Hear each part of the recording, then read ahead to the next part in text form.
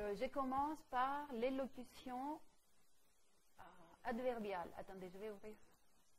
Ça, ce n'est pas les exercices, j'espère. Voilà.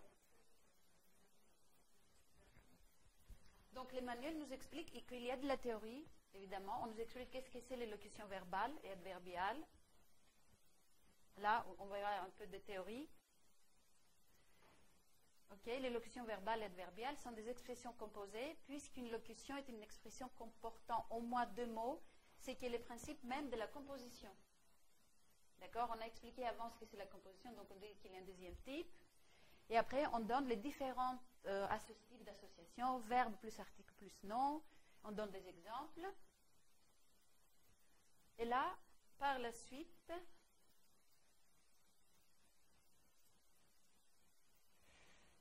on dit qu'en fait, comme on a critiqué beaucoup les livres qui accompagnent l'enseignement du lexique, on dit que ce sont des listes de mots décontextualisés. Là, on propose un texte. Mais cette fois-ci, ce n'est pas un texte authentique, c'est un texte construit, comme vous pouvez voir. Et on commence alors à enseigner les locutions qui peuvent être construites à la base du verbe avoir. Et on dit, et voici les textes qu'on a construits: quand je suis malade, quand j'ai mal à la gorge, mal à la tête, mal partout, quand j'ai soif et que je n'ai plus faim, quand j'ai envie de dormir mais que je n'ai pas sommeil, quand j'ai chaud et froid en même temps, j'appelle mes parents, mes amis, j'ai besoin d'eux. Pourquoi? J'ai honte de le dire, mais j'ai peur. Peur de quoi? On se moque de moi. Mais ce n'est qu'une angine. Aie confiance en la médecine. Quelques jours d'antibiotiques et ce sera fini. Est-ce que j'ai tort ou raison? Je ne sais pas, mais je n'ai pas confiance, alors je reste dans mon lit et j'attends. Et ce qui doit avoir lieu a lieu. Quelques jours plus tard, me voilà sur pied, ayant oublié mon angine et ma peur, j'ai l'air forte et courageuse. Jusqu'à la prochaine angine. Donc c'est la page suivante.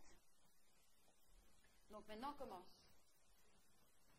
On commence à enseigner. Avoir plus non. D'accord? Tu as l'air fatigué aujourd'hui, ça va. La cérémonie de mariage aura lieu le 3 février, etc. Et là, on commence avec la liste. Avoir affaire à quelqu'un, se trouver un rapport avec quelqu'un, avoir l'air, paraître, avoir besoin d'eux. Avoir plus adjectif. Et puis on passe au verbe faire. Après, je vais vous montrer les exercices. Est-ce que vous voulez que je vous montre d'abord les exercices et qu'on continue la discussion après les exercices? Déjà, j'ai travaillé avec les étudiants du master sur ces manuels. Chacun a pris un chapitre et on l'a critiqué. Est-ce que vous avez des critiques? Je sais que c'est un petit extrait, mais comme le temps passe vite, en tout cas, je voulais vous donner une petite idée. La structure est toujours la même. On travaille toujours de la même manière, d'accord, dans ces manuels. Que pensez-vous? Si par exemple, on doit enseigner les locutions avec le verbe avoir. Oui, je vous montre les exercices.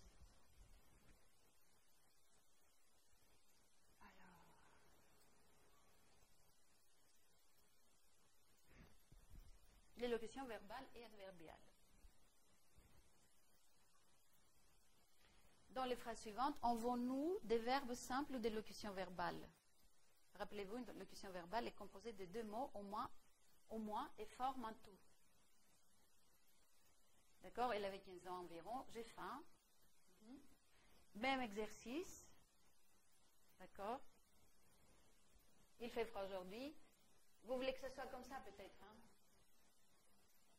Non. Je peux... 2, 3. Même exercice. Même exercice. Et là, oui, le seul problème, c'est que j'avais pas... Ensuite, on fait ça. Elle n'est pas très bien la photocopie. Relier les éléments de manière à trouver des locutions verbales. D'accord? Il est tombé. Association. Relier les éléments. Il a mis. Et puis, vous avez la suite. Ne confondez pas et choisissez. Faire l'affaire, faire une affaire, des affaires. Je pense que c'est tout. Voilà, on a faire l'affaire, faire une affaire, des affaires, puis on a faire grand bruit, tenir compte d'eux, tenir les comptes, et c'est tout.